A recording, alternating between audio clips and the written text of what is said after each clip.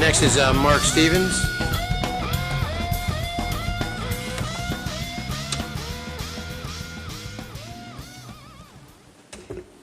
Excuse my camera, my main one is broken. I think the members of the council and mayor, you know what my issue probably is. I've been confronting or requesting evidence that your Constitution, the state Constitution laws and the laws that you pass apply to me just because I'm physically in Scottsdale, and I've not been able to get any kind of evidence.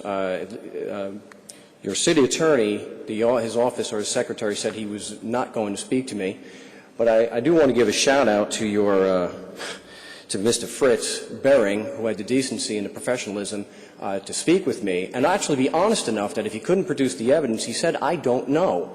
He didn't just get loud with me. He didn't throw me out of the office, and he wasn't like your police. He didn't threaten to put me in jail because I asked a question that he felt was uncomfortable. So again, I put the question to you, since the generalization is that you believe that the constitutional laws of the state of Arizona apply to me and also your local rules and regulations apply to me for no other reason than I'm physically in Scottsdale. And I know you will agree with that generalization because your police enforce it at the barrel of a gun every day. My question is, what evidence do you have to prove that that's actually true? Mr. Stevens, are you done then?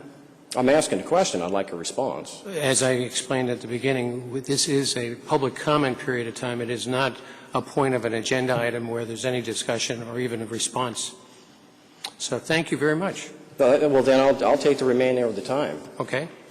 The reason why I'm doing this is because when you go to your courts, there is collusion between your prosecutors and your judges. And I know you may not have much oversight over your judges, but you absolutely have oversight over your prosecutors and your police officers.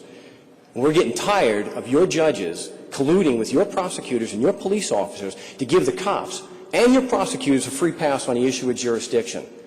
And that when we go in there, we have these corporate psychopaths called judges screaming from their wooden throne to have us thrown in jail because we dared ask a question that the prosecution has to prove beyond a reasonable doubt anyway. And so what I'm going to be putting forth is, and at least Fritz was open to this, to some kind of public investigation, some kind of public hearing, where we can pull your judges and prosecutors out of their hallowed halls, where they don't have the opportunity to start yelling and screaming and threatening me with contempt, just because I'm asking a question for evidence the prosecution is supposed to have anyway. And I'm going to continue asking you, every one of you in your offices, and I expect a response. If you have evidence, please present it. If you don't, please be honest like Fritz and say, I don't know. Because if you don't have the evidence, and I don't believe that you do, then the collusion between your judges and your prosecutors and your police officers, it makes you look like nothing more than a criminal organization.